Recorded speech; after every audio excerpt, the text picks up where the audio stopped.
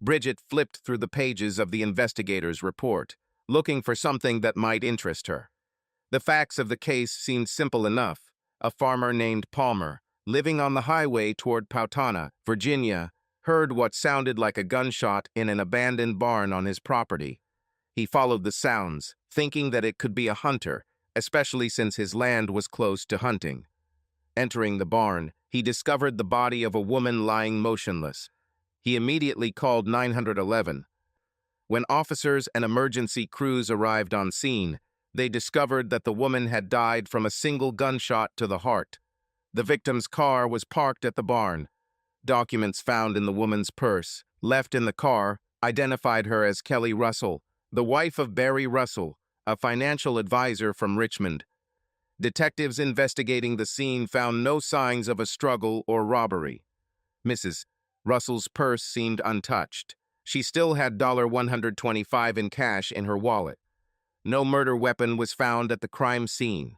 However, a shell casing from a 9mm pistol was found on the floor of the barn. A medical examiner subsequently confirmed that Mrs. Russell was shot at point-blank range with a 9mm pistol. The time of death was determined to be approximately 15s. Bridget opened the medical examiner's report indifferently. Everything seemed routine to her until she saw a photograph of the victim taken at the scene. Death from the bullet was instantaneous, and Bridget expected to see fear or perhaps pain on the woman's face. Instead, the expression on the corpse's face was one of complete and utter amazement. Bridget's heart began to beat faster. Perhaps this is it, she thought. After formal expressions of condolences for the death of his wife and a less than sincere apology for disturbing him during his time of grief, the two detectives settled down in Barry Russell's home office to talk to him. "Mr. Russell, did your wife have any enemies, anyone who might wish her harm?" asked the senior detective. "No," Barry answered in surprise. "Everyone loved Kelly. I've never heard anyone say anything bad about her." The detective nodded and made a note on the notepad he was holding. "What about you and her? Were there any disagreements, problems?" "No," Barry repeated.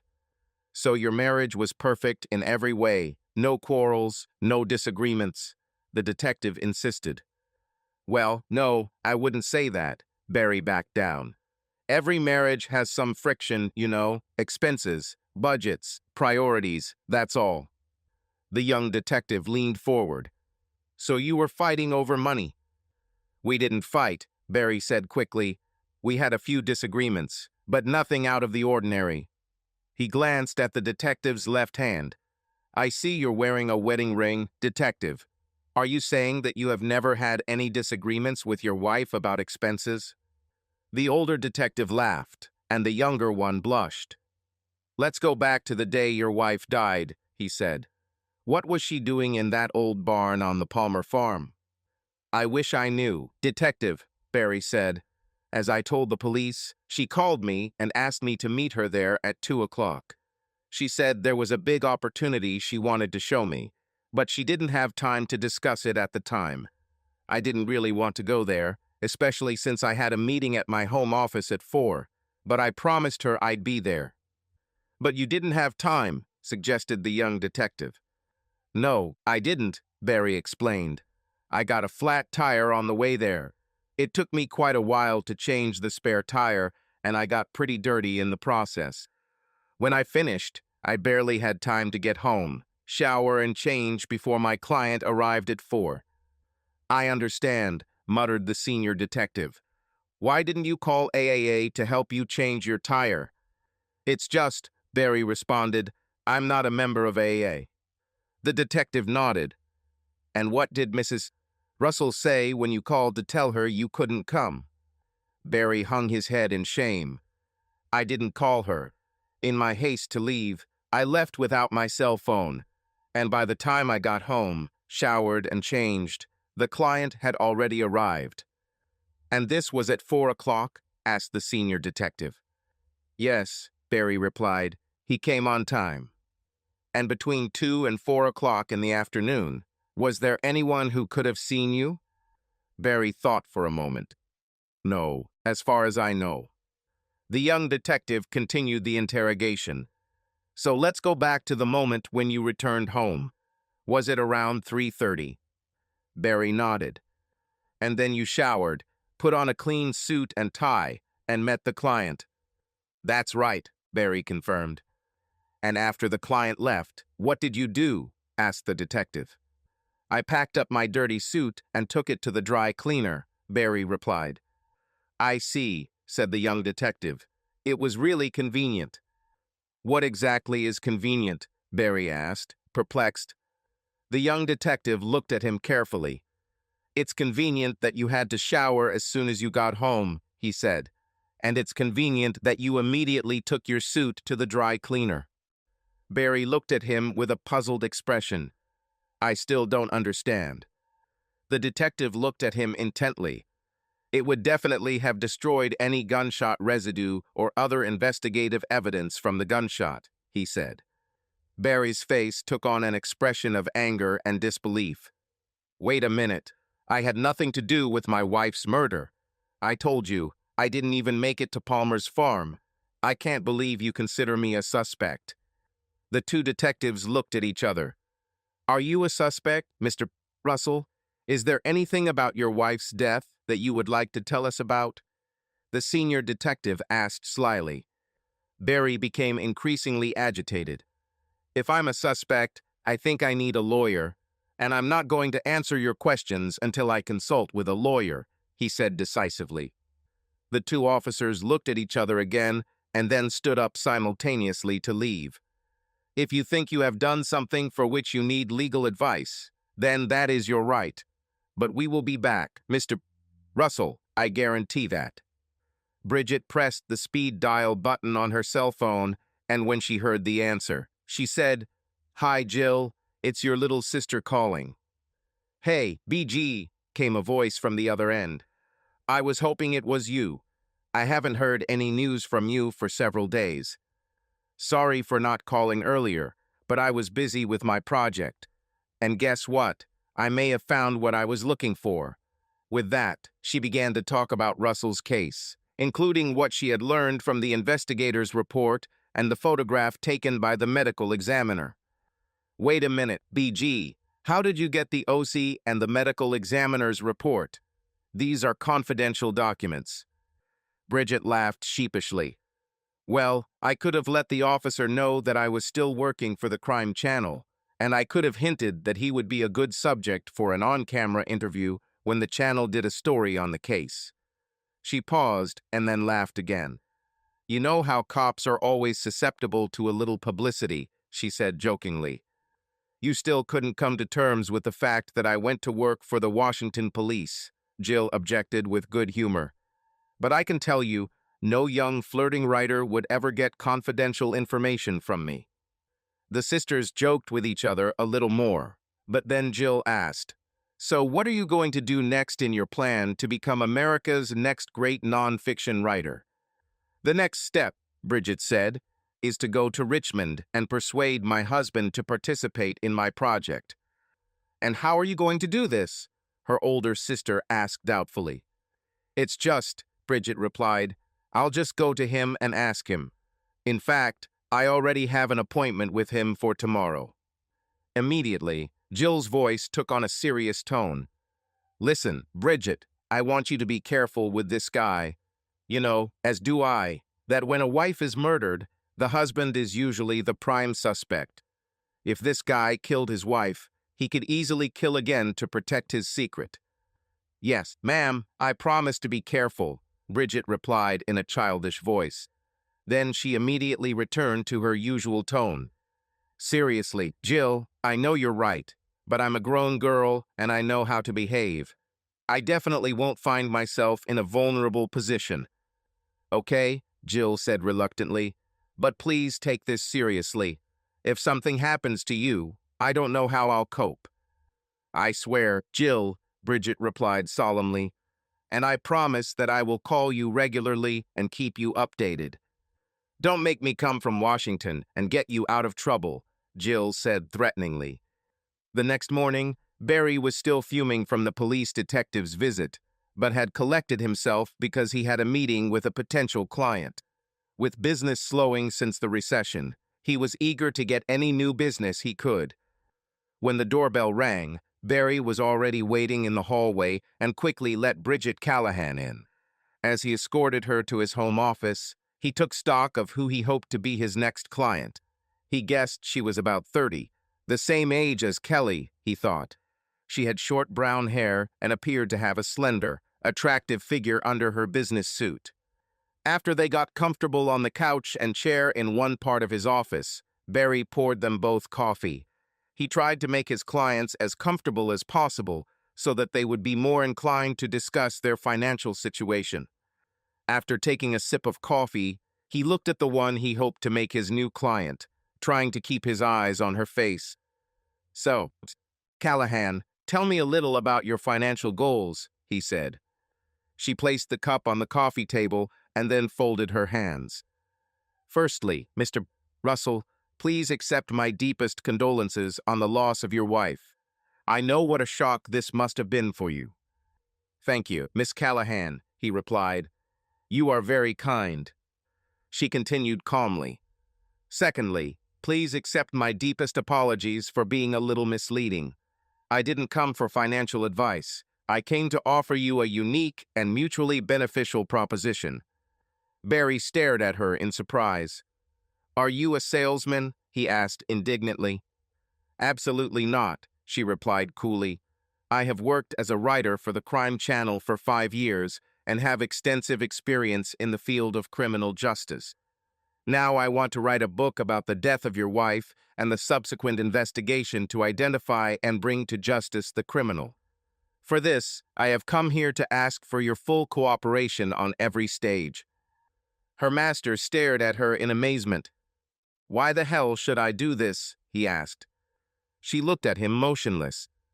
"Because if you don't, you're in an absolutely hopeless situation." Barry stood up flushed. "If that's a threat, I can assure you that it won't work on me. Now I think it's time for you to leave, Miss Callahan." The young woman sat calmly despite his anger. "Please, Mr. Russell, let me explain. Give me 5 minutes, and if you still want me to leave, I will leave, and you will never hear from me again. Just 5 minutes, please." Barry sat down and crossed his arms. "Okay, but only 5 minutes," he warned. Bridget opened the large bag she had brought with her and took out a tablet, which she began to look through. "Mr. Russell, you have had police visits before, and I'm sure it was a very disturbing experience." "How do you know this?" he asked in surprise. "For 2 reasons," she said, counting off on her fingers. "First, as I said, I have worked a lot with police investigations, and I know how they are carried out. In the absence of a clear alternative, they always suspect the spouse." "But it's not fair," Barry exclaimed. "Are you saying that I'm already convicted just because Kelly and I were husband and wife?" Bridget paid no attention to his objections. "The second reason I know this is because of the news in today's edition of the Richmond Times-Dispatch." "What news?" Barry demanded.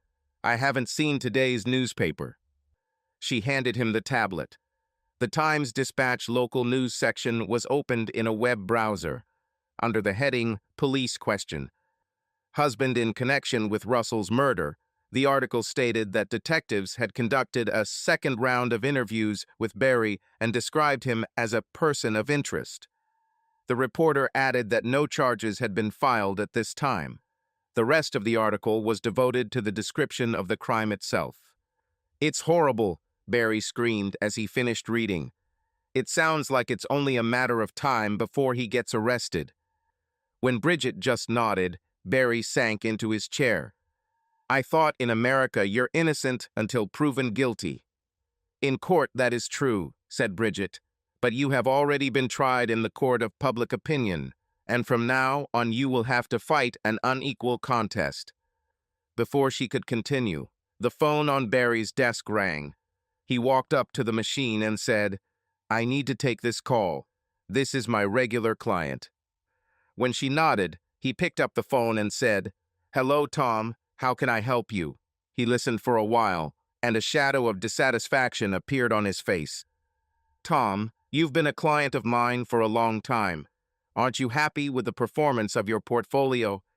There was another long pause, and his dissatisfaction deepened.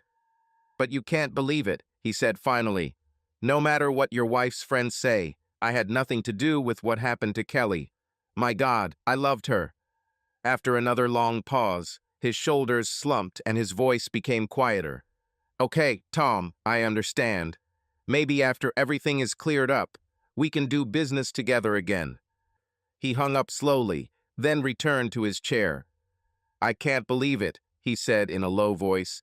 It was one of my oldest clients calling to stop doing business because his wife and her friends thought I was responsible for Kelly's death.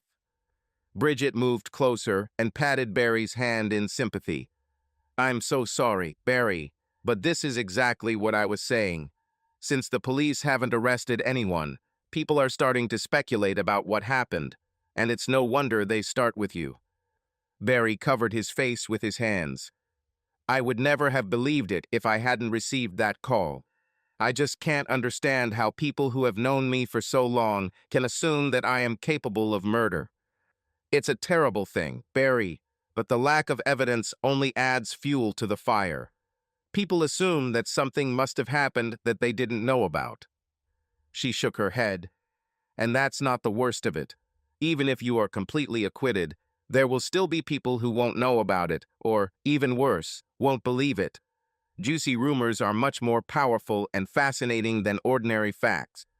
Doubts and accusations often remain alive even after the case is closed. And I guarantee you that any good news about you will not receive as much publicity as the bad news. I just can't believe this is happening. What should I do? Change my name and move to another country? Barry asked in desperation. I think there's another option, and that's why I'm here, Bridget said. I told you that I am a writer. Let me write your story. Open up to me. Share your thoughts and feelings along with the facts of the case. Let people see the truth.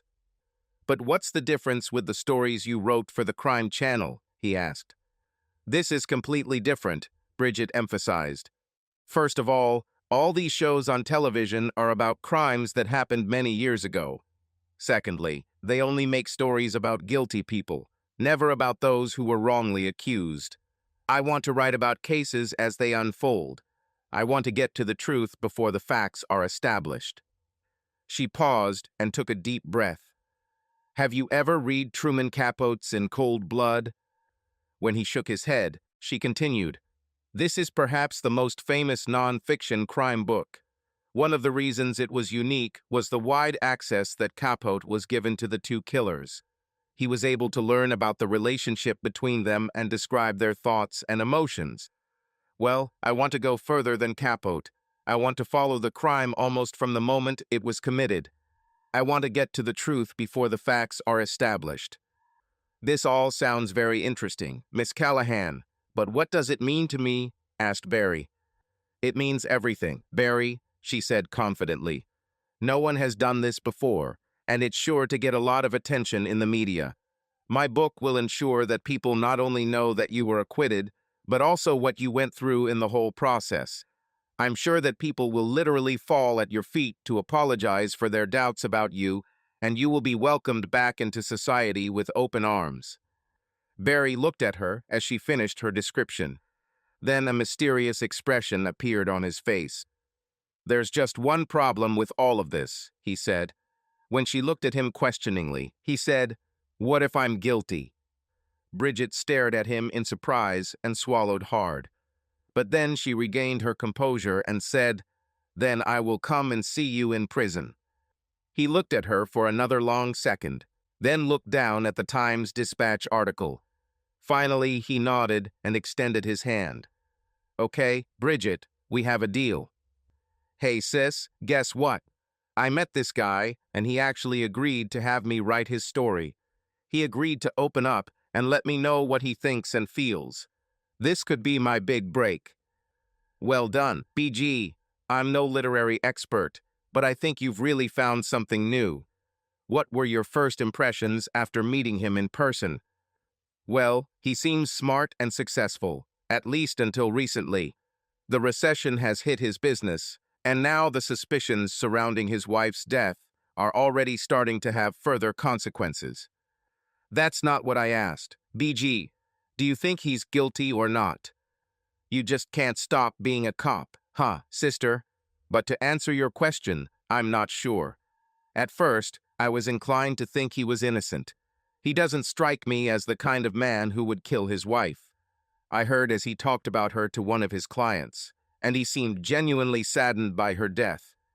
But there was one thing that made me think when I was telling him about my book and how it would help people understand that he was innocent.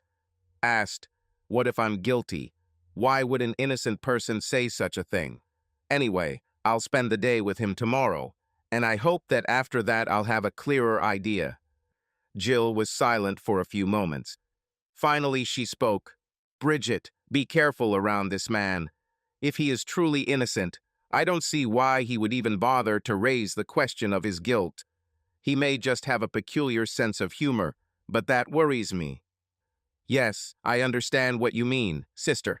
Anyway, I'll let you know tomorrow what I found out. And don't worry, I'll be careful. I hope I'm not distracting you from taking care of your clients, Bridget said the next morning, settling down on the couch in Barry's office. Don't worry about it, Barry replied bitterly. After that newspaper article, only 2 clients called me to end our relationship. I can't believe how quickly people are ready to judge a person. He chuckled. Anyway, if you weren't here, I wouldn't have anyone to talk to. She looked at him sympathetically, then looked down at her notes. Then let's get started, she said. Why don't you start by telling me about yourself? He made himself comfortable in the chair and took a sip of coffee. There's really not much to tell. I was born here in Richmond and have lived here all my life, except for college in Charlottesville. I was studying finance and planning on getting an MBA after graduation, but they gave me a really good offer from a large financial corporation, and I decided to give it a try. I quickly discovered that I had a real talent for financial planning and decided that I didn't really need an advanced degree. After a few years, when things were going well, I believed I could do it on my own, so I left the firm and opened my own practice. Things were going pretty well until the recession hit the economy. Bridget recorded their conversation and took notes. Now she looked at Barry. So what made you decide to go out on your own? She asked. Have you always wanted to be your own boss? That was part of my motivation, Barry agreed. But there was another factor. I divorced my first wife around the same time. When Bridget raised her eyebrows in question, he continued. She and I were high school sweethearts, and we both went to UVA because we wanted to be together. We got married right after we graduated. But the truth is that we became very different people with very different outlooks on life. During college, our differences became especially noticeable. She was very artistic and ended up getting a degree in dramatic arts. She became increasingly idealistic, willing to participate in any action. I'm more pragmatic, focused on numbers and results. I think the truth is that the only reason we got married was that we dated for so long that it seemed like the next inevitable step. We realized for a couple of years that we should never have gotten married. The divorce was as amiable as it could be. How did things go with the financial settlement? Asked Bridget. Did you have to pay child support? No, Barry replied with satisfaction. I was lucky. She believed that alimony was a form of male submission. All I had to do was pay for her college tuition for a Master of Fine Arts degree. Of course, paying for her studies practically exhausted all my savings, but that was the end of my obligations to her. He smiled. We still talk. She even sends me birthday and Christmas cards. Bridget added a few more notes to herself. So at that point, you were in your mid-20s, divorced, working, but essentially broke. He smiled again. That's it. I assessed my capabilities and decided that if I ever wanted to start my own business, then this was the perfect time to take the leap. I had no dependents, no obligations. So I did, left, opened my own agency, and started acting. I had some luck and things took off, and then they started going really well when I met Kelly. Bridget straightened up. How did this happen? He blushed. To be honest, I met her through one of the online dating services. When she looked at him with a questioning look, he hurriedly continued. You wouldn't believe how hard it is to meet suitable, attractive women after college. I was working 70 and 80 hours a week. I didn't have time to hang out in bars or go to clubs. So I decided to try an online service, and that's how I got her and found me. Although now that I think about it, she actually found me first. In any case, from the first time we met, everything worked out. We seemed to have so much in common, our values, our views and interests. It seemed that everything I liked was her favorite too. Even our stories were similar. She just got out of a bad marriage in Atlanta and moved to Richmond for a fresh start. Like me, she preferred smaller cities where it wasn't as easy to get lost as in big cities. How long did you date before you got married? Asked Bridget. This time Barry blushed. We got married just 6 months after we first met. I know it might seem a little quick in today's world, but we both knew what we wanted and what we liked and just didn't see the point in waiting. Barry spread his arms, almost as if he was pleading with Bridget. I know you've seen pictures of her, so you know how beautiful she was. But it wasn't just her looks that attracted me. It was her style, her values, her views, and what attracted me most was her intelligence and pragmatism. He leaned forward towards Bridget. Let me give you an example. It turns out she was doing well financially after the divorce and wanted to protect those funds in case things didn't work out for us. I felt the same way about my business, so we agreed to sign a prenuptial agreement, protecting those assets in the event of a divorce. Many women would feel threatened by such a proposal, but she immediately understood that I was trying to protect both of us. He leaned back in his chair. I'll never find anyone like her. That evening, when she called her sister, Bridget was in a thoughtful mood. I know I have to keep some distance, she said, but I can't help but sympathize with this guy. He just doesn't strike me as the kind of guy who would kill his wife. Jill's voice sounded like she was giving a lecture. Bridget, do you know what a sociopath is? She asked. Of course I do, Bridget replied sharply, and Barry is not a sociopath. I think he is an intelligent, caring man who has suffered a terrible loss and is now being wrongly accused. He certainly doesn't seem crazy to me. But that doesn't mean he's not a sociopath, Jill countered.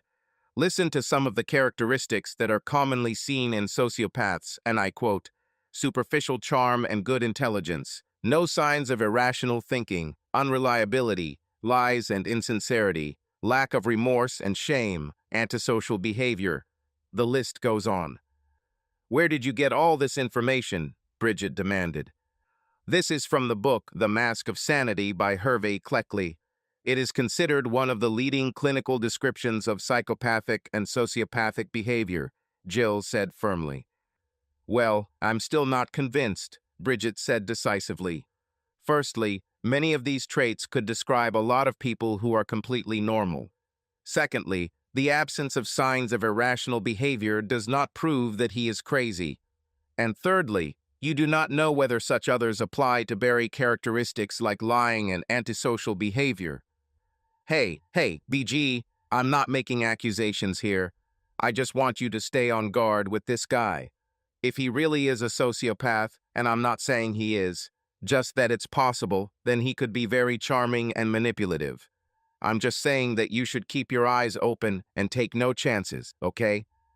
Okay, sis, okay, Bridget sighed. I'll be careful.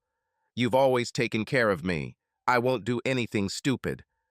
Bridget was just about to leave Barry's house the next afternoon when her cell phone rang. When she looked at the display, she was surprised to see that it was Jill calling again. I'm so glad I got through to you, Jill said breathlessly. In all our conversation yesterday about sociopaths, I completely forgot about something else you said. Didn't you mention that Barry and Kelly had a prenup? Yes, it is, Bridget replied. But why is it so important? You do not understand, Jill said excitedly. This is the motive for the murder. Barry's business is losing money and he needs an influx of capital. She has money from her ex-husband, but Barry can't get to it through divorce because they have a prenuptial agreement. But in the event of her death, all the assets go to the surviving spouse. Follow the money, Bridget. That's the oldest motif in the book.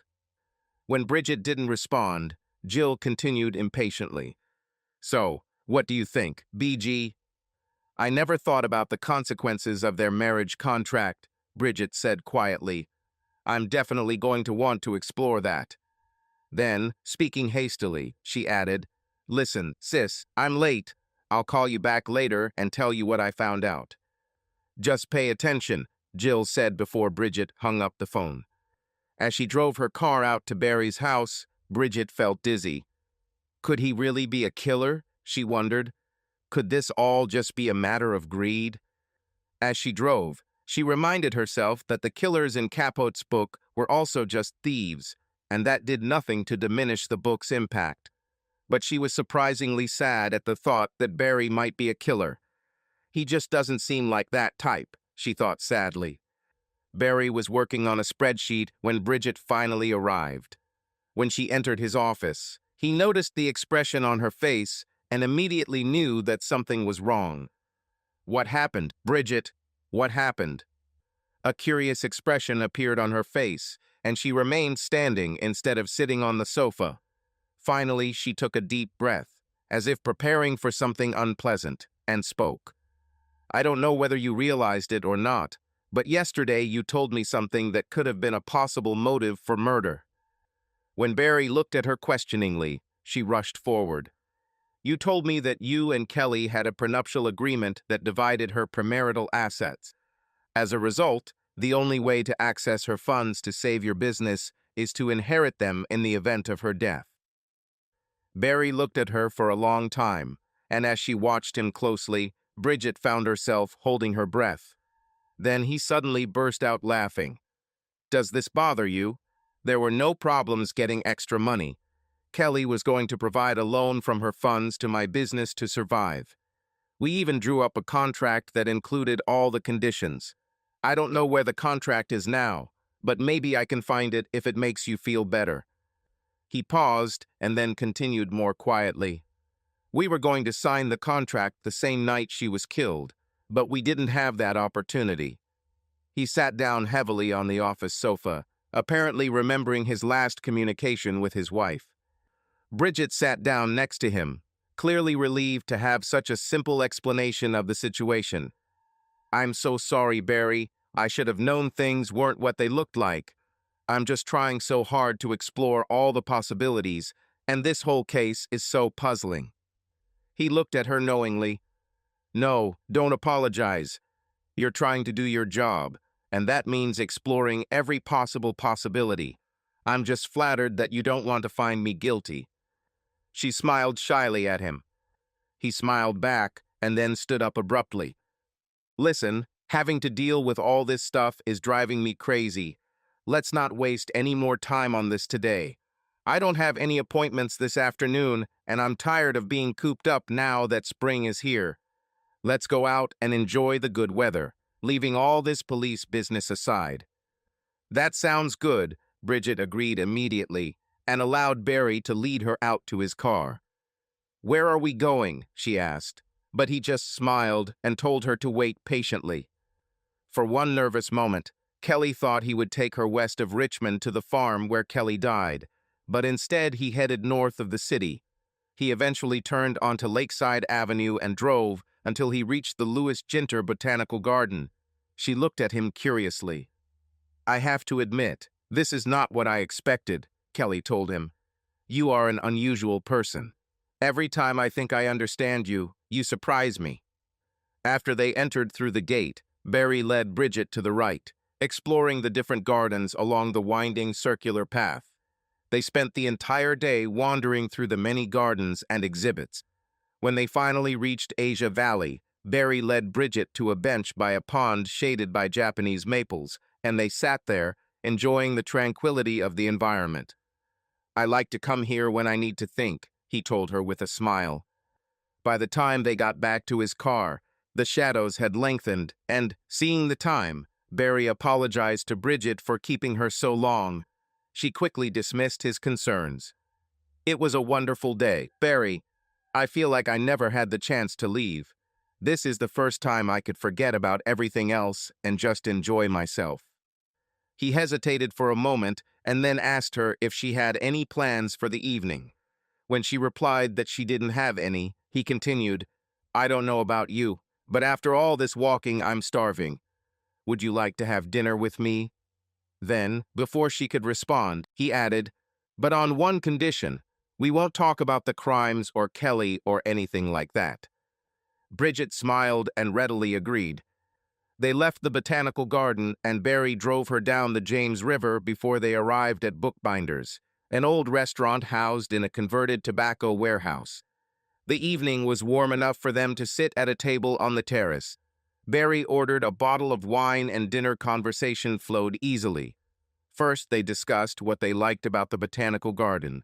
Barry then told Bridget about other places and activities in Richmond that she might enjoy. Later, the conversation moved on to other topics, and Barry regaled her with funny stories about his college days and adventures in starting his own business. As they finished and walked back to the car, the temperature had dropped enough for Barry to offer his jacket, and when she nodded gratefully, he draped it over her shoulders. Once they got back to the car, Barry drove them across the river on 14th Street and continued driving until he got onto 301. He then turned north and drove them across the Robert E. Lee Bridge so she could enjoy the view of the city lights. When they finally returned to Barry's home office, he invited her for a cup of coffee, which, still chilly from the night air, she gratefully accepted. As they sat sipping their drink, a confused look appeared on Barry's face. When Bridget noticed his expression, she asked what was wrong.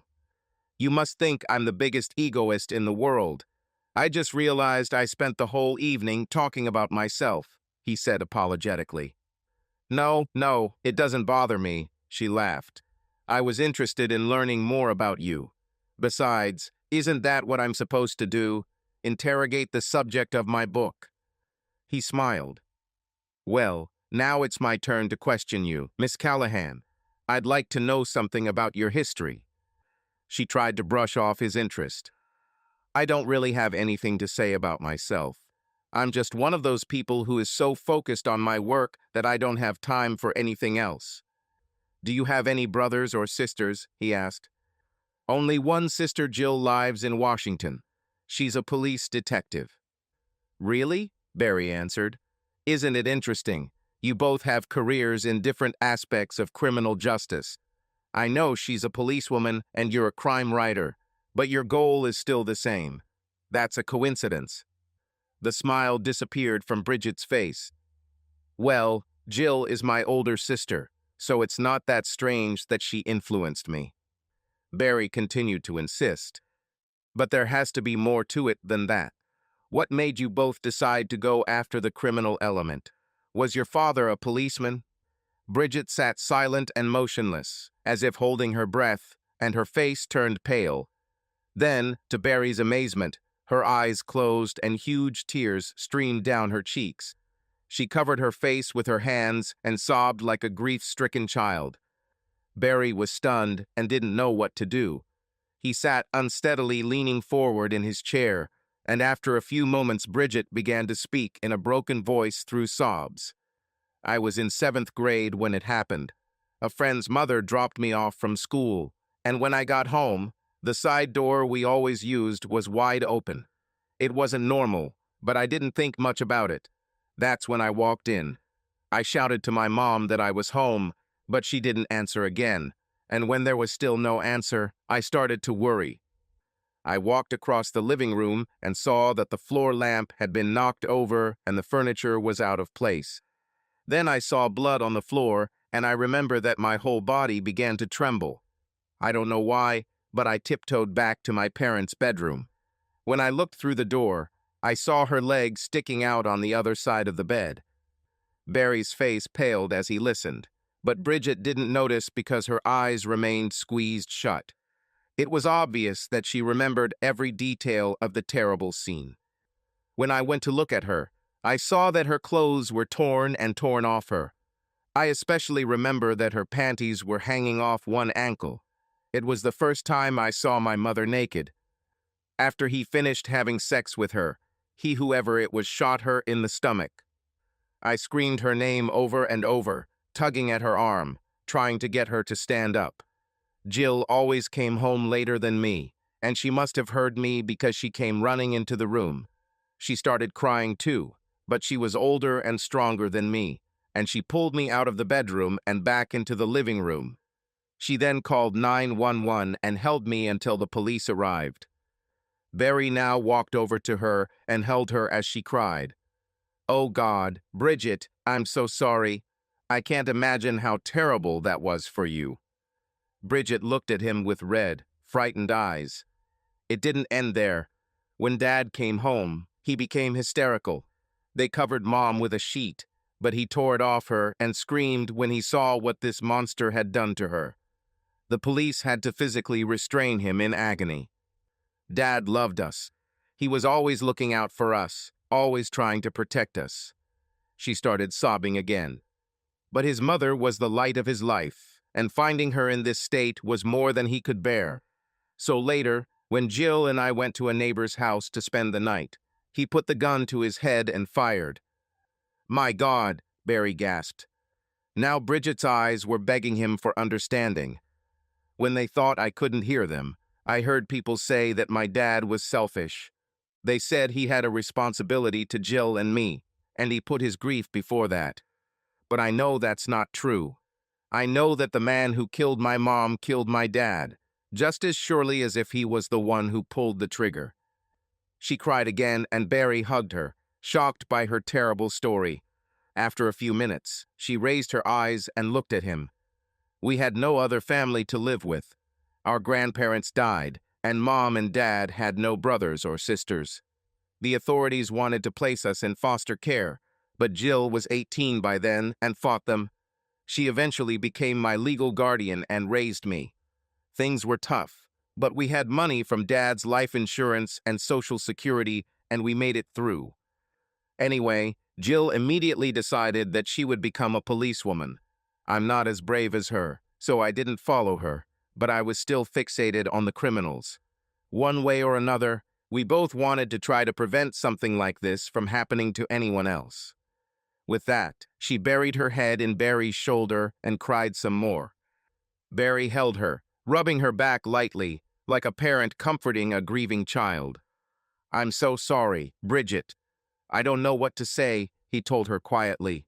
Then, a few minutes later, he whispered, "I think we both lost someone we loved to violence." Startled, she pulled back to look at him and thought she saw her own grief reflected in his face.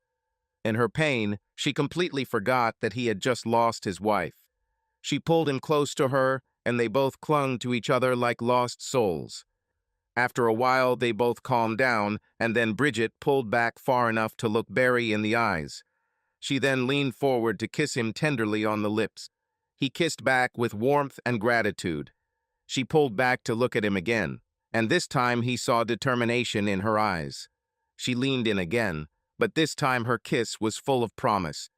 The strong emotions she had felt now turned into passion, and her lips parted to allow her tongue to explore his mouth. Almost instantly, heat flared up between them, and they merged in a passionate embrace, like lovers long separated from each other. Finally, Barry pulled away and held her at arm's length. "Are you sure, Bridget?" he asked. Without hesitation, she replied, "I am more confident in this than anything in life." With these words, he took her into his arms again and began to almost desperately kiss her lips, eyes, and neck. Suddenly, he scooped her up into his arms and carried her back to the master bedroom, laying her on her back and stretched out next to her. Between kisses, they began fiddling with each other's clothes, desperately trying to remove any barriers between them. But as he tugged at her knitted top, Barry thought he noticed some hesitation in her movements, and as he ran his hand over her lithe stomach, he felt the tension in her muscles. "What is it, Bridget?" he asked anxiously. "Is there something wrong? Do you want me to stop?" He pulled his hand away, but she grabbed it and returned it to her bra-covered breasts. "No, don't stop," she said. "I've just never done this before." Then she looked away in embarrassment, and he stared at her in surprise. After a second, he leaned down and kissed her tenderly. "It's okay," he said soothingly. "I know what to do." He stood up to strip down to his boxers and then helped her take off her clothes. As he pulled off her skirt, he almost laughed. She was wearing baby panties with polka dots. When he finished, he ordered her to turn over on her stomach on the bed. He then began to massage her back and neck in long, smooth strokes. After a few minutes, he felt the tension leave her muscles, and she began to purr with satisfaction at what he was doing. When he felt she was relaxed enough, he slid lower and began massaging the twin swells of her buttocks. He tried not to touch her intimately, but the pressure and rotation clearly pleased her, and he soon smelled the unmistakable scent of an aroused woman. Afterwards, they had sex. After a minute or two, she rolled onto her back and lay next to him, still breathing heavily. Barry slipped out of bed and went to the bathroom. Returning a minute later with a wet rag and towel, he handed them to Bridget. After she finished, he climbed back into bed next to her and pulled the blanket over them both. A few minutes later, they both fell asleep. When the morning sun woke him, Barry rolled over to look at his alarm clock and was surprised to see that he had slept an hour more than usual. Then he remembered what happened the night before and turned around sharply to see if Bridget was nearby, but she was not. He looked around the room, then got up to check the bathroom, but it wasn't there either. When he returned to the bed, however, he noticed a note on the pillow she had used. "Hello, Sonia. I had a meeting this morning, so I went out on my own. Bridget. P.S. I'll call. P.P.S. You re-snoring. P.P.P.S. Last night was wow. Hey, Jill. Sorry I didn't call yesterday. Where were you? I was a little worried when you didn't call. Sorry, sis, but something amazing happened. What did you do, BG? Yes. Oh God, you slept with him. I can hear it in your voice. Damn, I can never fool you. It's like you read my mind sometimes. Are you crazy? I can't believe you let him seduce you. He could have killed you the same way that Beast killed your mother. No, Jill, no, it wasn't like that. He didn't seduce me. For that matter, I seduced him. We were talking about Mom. You told him about her? Why would you do that, BG?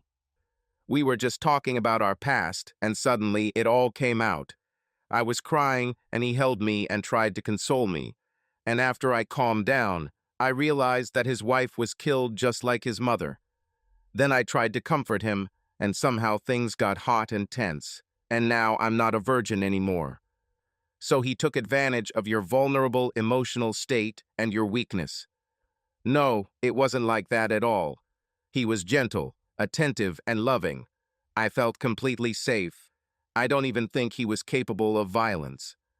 Listen to me, Bridget Callahan. No matter how much you are in love, the fact remains that someone killed his wife, and he is the only suspect with a possible motive. Moreover, he has every reason to be nice to you because you write a book that can confirm his innocence.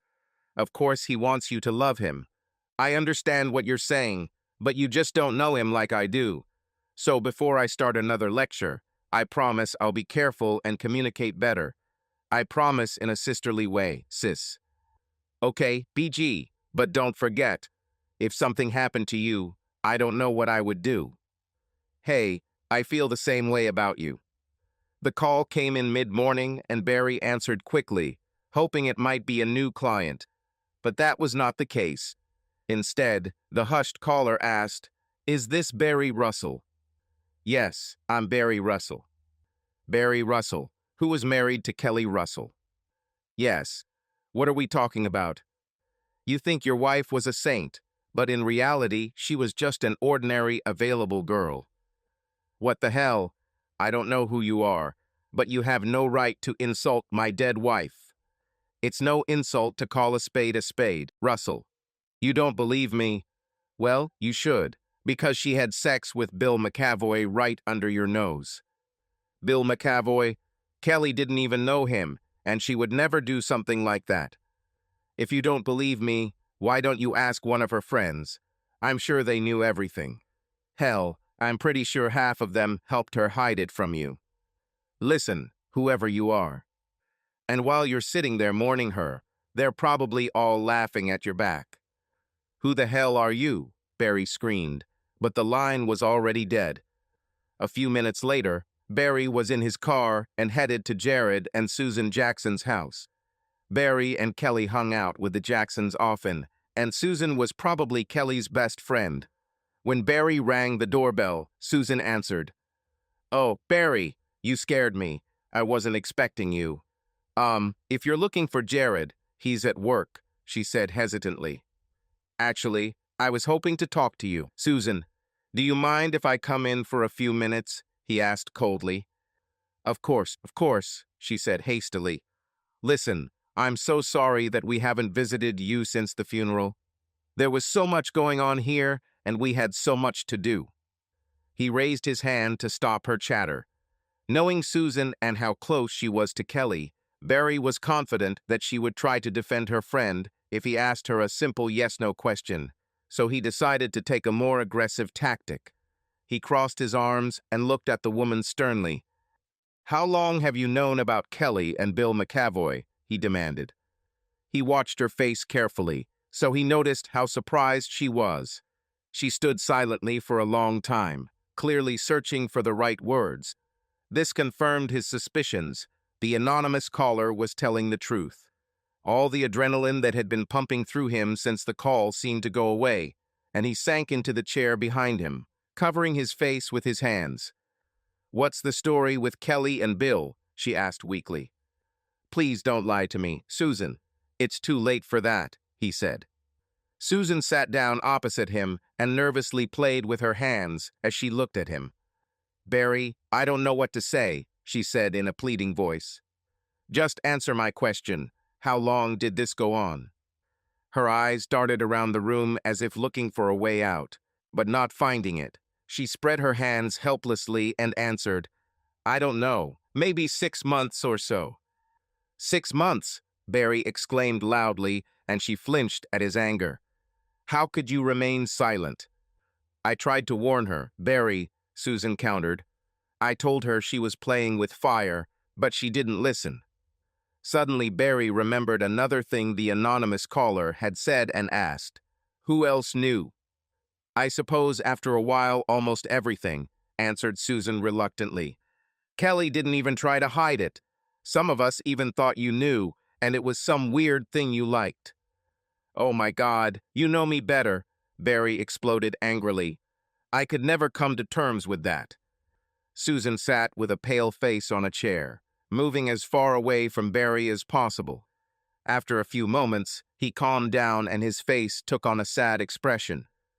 "Why didn't you tell me, Susan? 6 months. Why didn't you let me know?" She held out her hands in supplication. "I couldn't, Barry. She was my friend, I just couldn't." He stood up and looked at her coldly. "I thought you were my friend too. Thanks for nothing." He then left the house and drove away, leaving a shocked Susan to reach for her phone to call her friends. Late that evening, Bridget drove up to Barry's house and rang his doorbell. When he opened the door, she jumped in surprise. He stood holding a bag of frozen peas over his eye. "Oh my God, Barry, what happened?" "I got into a fight," he said, letting her into his office. "Did you get into a fight?" Bridget asked in disbelief. "That's not your style." Barry began to tell the whole story, starting with the anonymous call and meeting with Susan Jackson.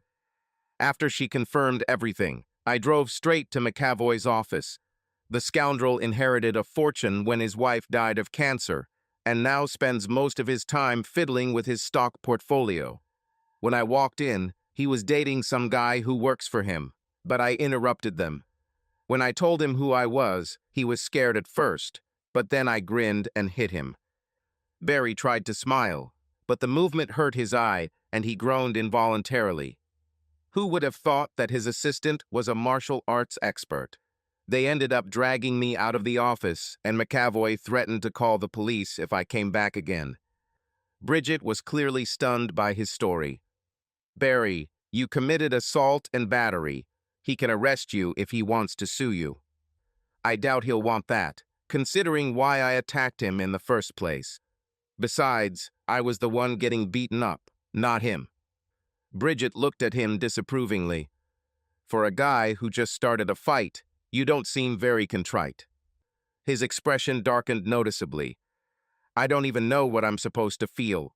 I've been grieving all this time over the death of my wife, and now it turns out that she cheated on me behind my back. What am I supposed to feel?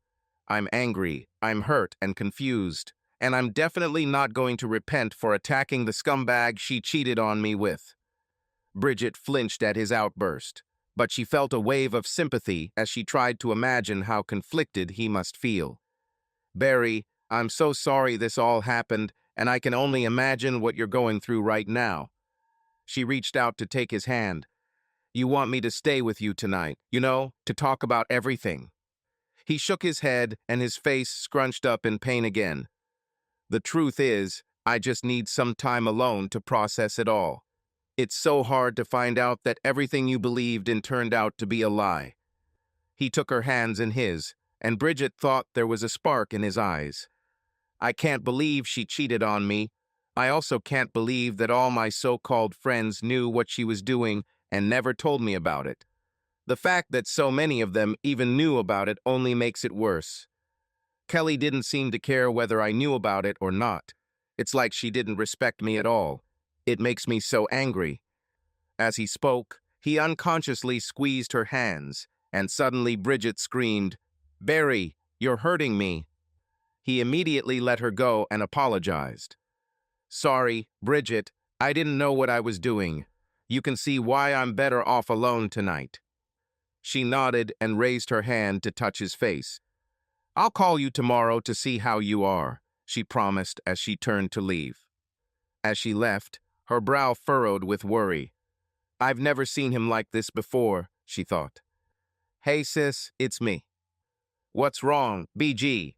Yesterday your voice sounded like you were ready to sing, and today it feels like you have the weight of the world on you. What's going on?"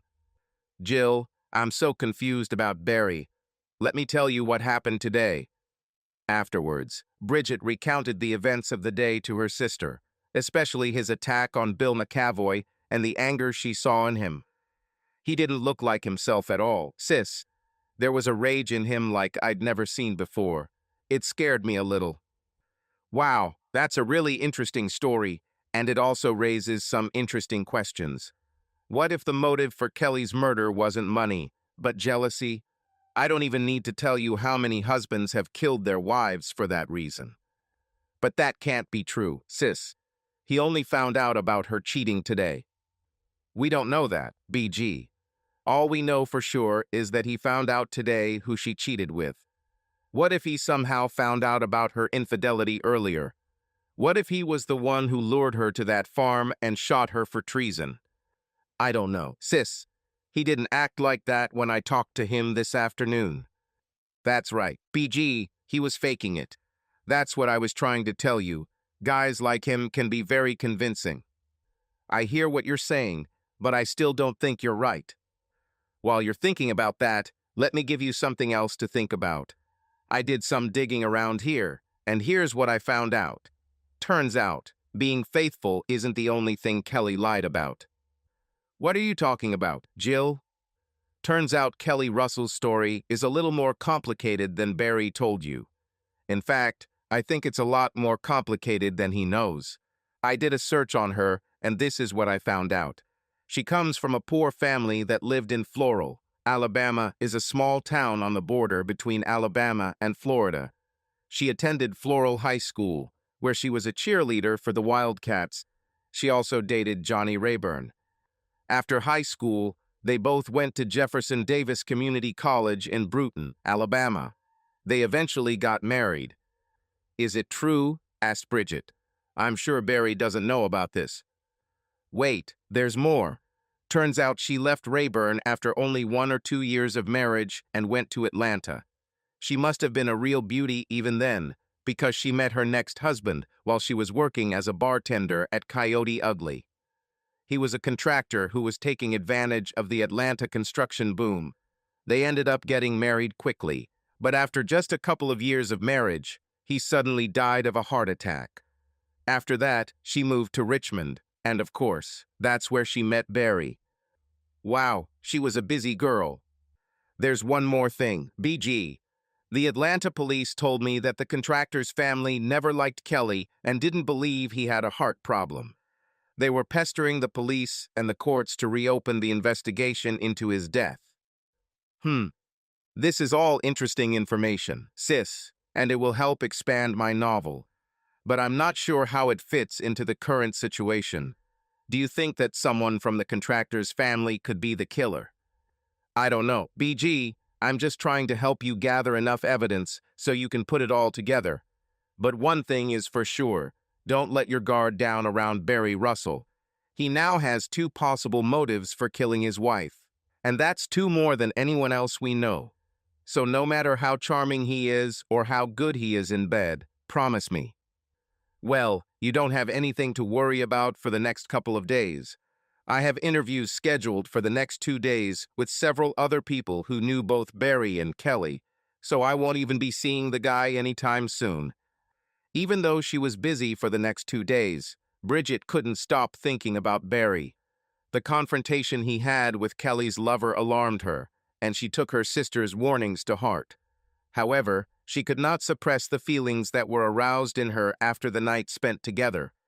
Part of her desperately wanted to reconnect and try to understand what was really going on, so she was disappointed when he didn't even call.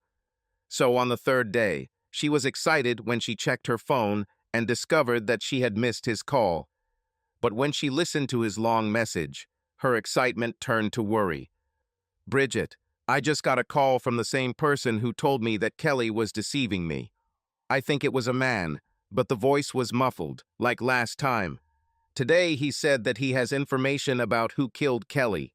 He wants to meet me at Palmer's barn tonight at 5 o'clock. I have to come alone, or I'll never know what really happened.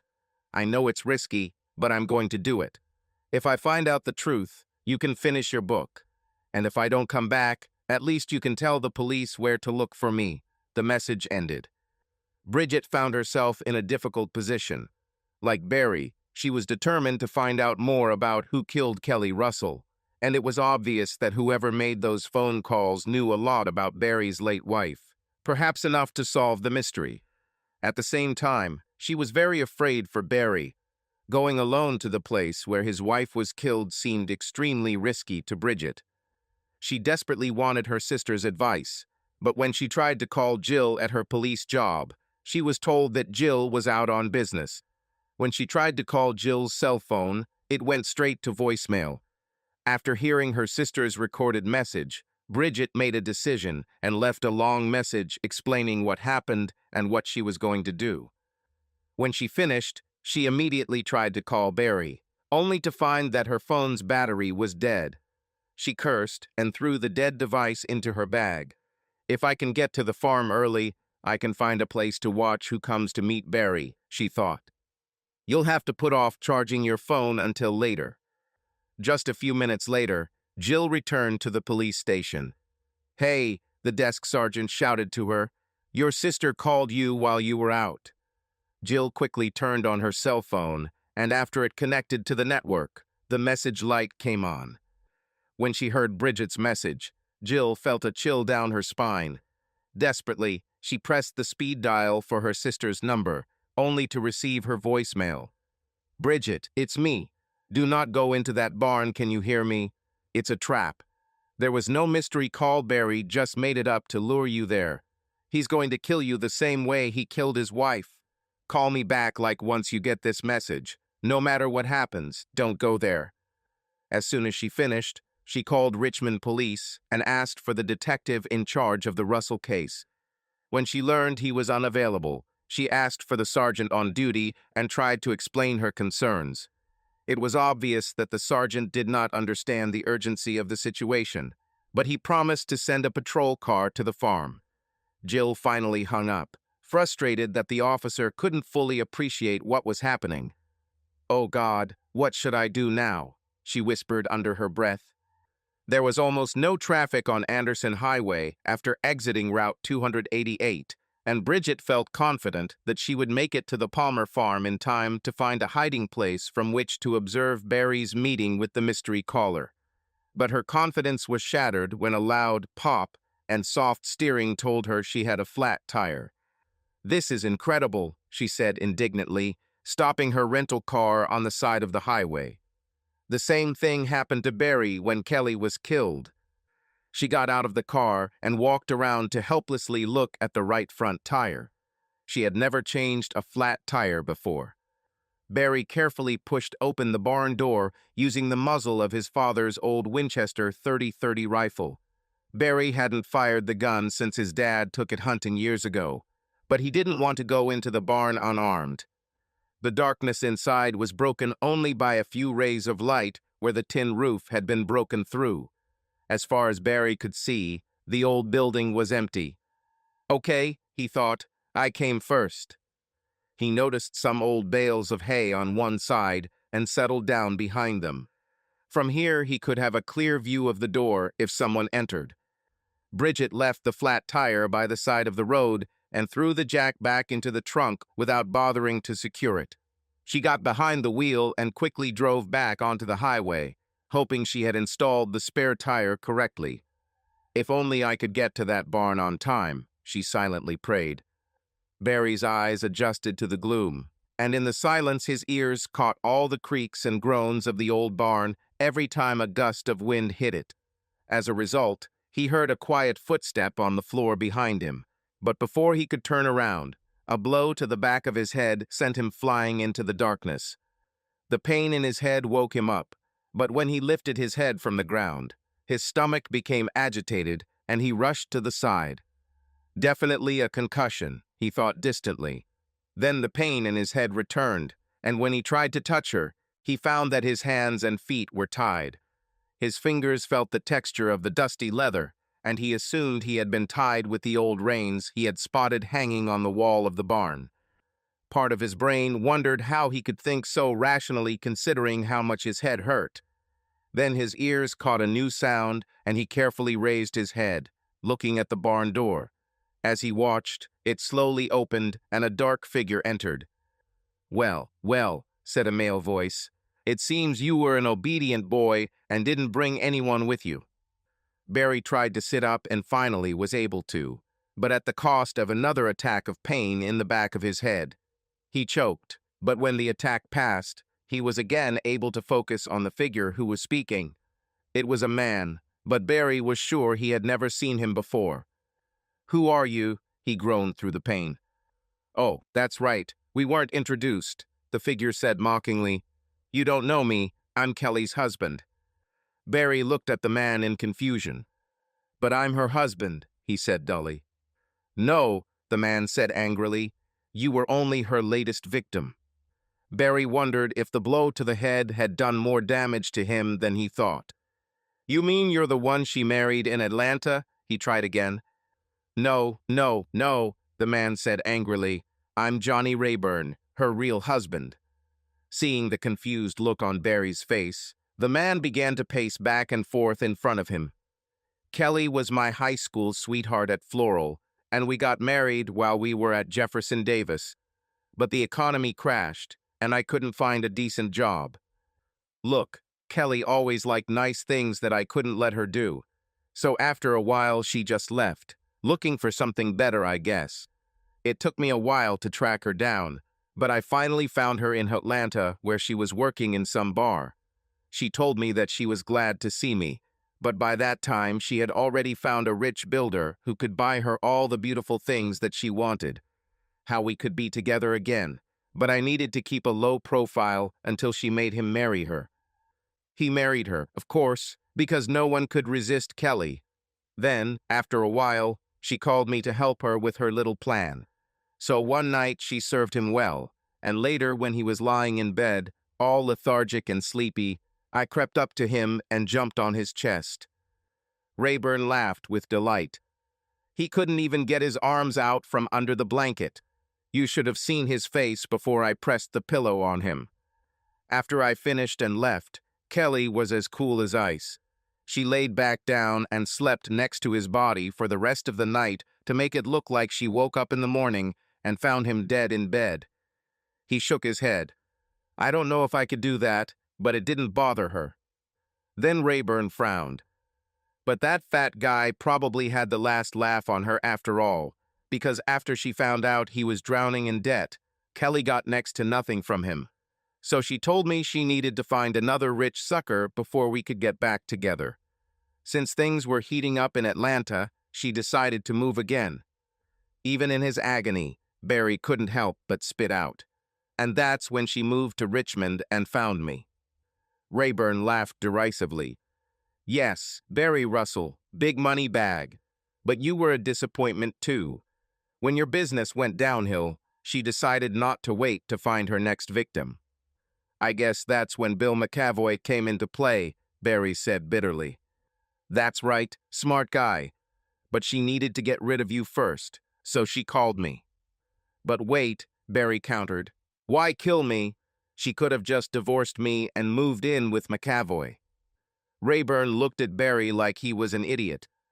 Well, she had to at least get something out of this situation, right? And since we had a prenuptial agreement, the only way she could get money from you is if you died. Barry was still confused. But it was Kelly who was killed, not me. Rayburn's face contorted with anger and despair. Everything was prepared. I was hiding here in the barn, and you were supposed to come in and get shot by an unknown shooter. But you didn't come. And suddenly she burst through this door to check what happened, and I accidentally shot her. That's it. Your damn fault. The man began waving a gun in Barry's face, and Barry desperately looked for a way to distract him, or at least delay him. In his weakened state, he was unable to free his hands. You don't have to do this, Johnny. You have nothing to gain by killing me now. Just leave me here and get out while you can, Barry pleaded. The man began to pace nervously back and forth again. No, I have to finish this. She loved me. I have to do what she told me. But just as he started to raise his gun again, there were shouts from outside. Barry, Barry, are you there? Are you okay?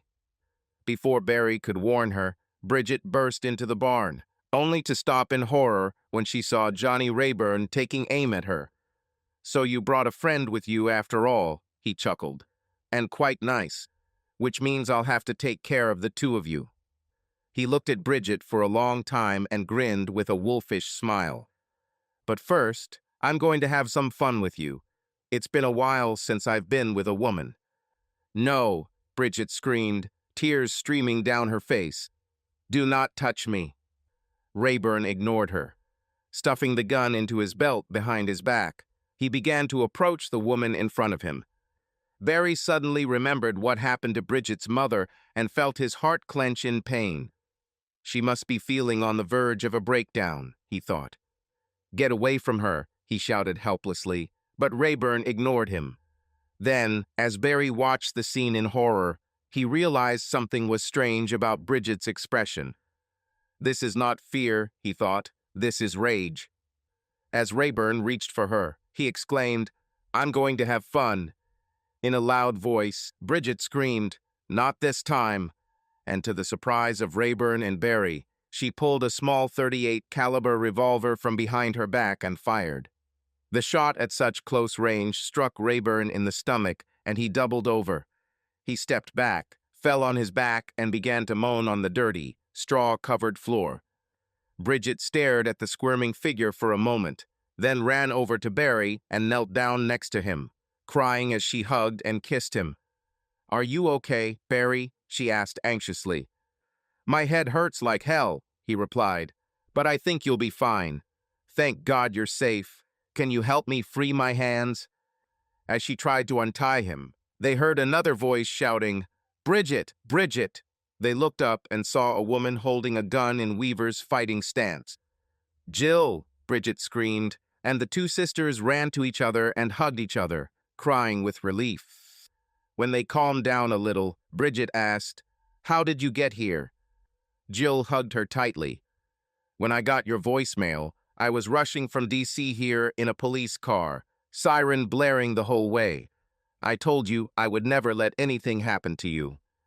As Bridget hugged her gratefully, Jill looked suspiciously at Barry and Rayburn lying on the floor of the barn. "What did Barry do to you? And who is this guy?" "Oh God, I forgot about Barry," Bridget exclaimed. Pulling her sister's hand, she pushed her towards Barry. "Help me untie him." As the two women struggled with the old leather reins, Barry noticed the movement of a body lying on the barn floor and shouted, "It's Johnny Rayburn. He's got a gun in his pants." Jill quickly walked over to the prone man, turned him over, and found the gun still tucked into his waistband. She pulled it out and tucked it into her belt. As she did this, Rayburn let out a terrible scream. Jill turned him over and examined his wound. She then took out her phone and called an ambulance and the police. Turning back to Barry, she said, "I think if you do a ballistics test on the gun I just picked up, you'll find that it matches the one that killed Kelly." Jill looked at Barry and then at Bridget. "So her first husband was behind all this?" Barry nodded. "And apparently they never got a legal divorce." He looked at Rayburn and noticed how pale he had become. "How is he feeling?" he asked Jill. In a quiet voice, she replied, "He's bleeding a lot. There's not much I can do for the wound in his stomach. I don't think he'll live until the ambulance arrives." Bridget sobbed at those words and Jill hugged her. "It's okay, BG. You did what you had to do. I'm proud of you." Barry looked at Bridget with confusion. "I didn't know you had a gun. Where did you get it from?" Bridget shrugged, embarrassed. "Jill gave it to me years ago. After what happened to Mom, I always hated guns, but Jill insisted that I always carry one with me for protection. I've kept it in my purse all these years, but this is the first time when I had to use it." Then Johnny Rayburn groaned again. The three of them came to kneel next to him, and Rayburn opened his eyes. When he saw Barry, he said in a hoarse voice, "I tricked you, man. It wasn't an accident. When she walked into the barn and saw you weren't here, she got angry. I begged her to forget the plan and leave with me. Then she told me that she didn't love me and would never come back to me. Then she laughed at me and I shot her." Barry, Bridget, and Jill looked at each other. Rayburn's voice became even weaker. Then, to their amazement, Rayburn began to laugh. "You won't leave me now, Kelly. This time I know where you went, and you better get ready because I'm going there too." He laughed once more, and then his head fell back to the dirty ground and his eyes froze. Jill touched his carotid artery, then shook her head and closed the dead man's eyelids. While they waited for the ambulance and police to arrive, Barry managed to tell everything Rayburn had confessed about what really happened, and Jill added details about what her research had uncovered. Later, when medical technicians arrived and decided to take Barry to hospital for observation, Bridget insisted on following him in her car. Jill voluntarily stayed behind to tell the police the whole story. After Barry was strapped into the stretcher to be transported to the ambulance, Bridget walked over and kissed him before heading to her car. Then Jill came over and patted his hand. "I'm ashamed, Barry. I was sure you were a sociopath. I thought you killed Kelly and might try to do the same to Bridget. Now it turns out that Kelly was the real sociopath, and her first husband was a murderer. I'm sorry that I doubted you." Barry smiled at her. "It's okay, Jill, I understand." She looked at him seriously. "Don't you ever dare hurt my little sister." Barry looked at the paramedics loading Johnny Rayburn's body into another ambulance, then looked back at Jill and shook his head. "I wouldn't dare," he said. Subscribe to our channel so that your second chaff doesn't cheat on you, and go ahead and listen to the next story, because this story is nothing compared to the next one. If you're under 18, don't even think about listening to the next one. Listening to the next one. Listening to the next one. Listening to the next one.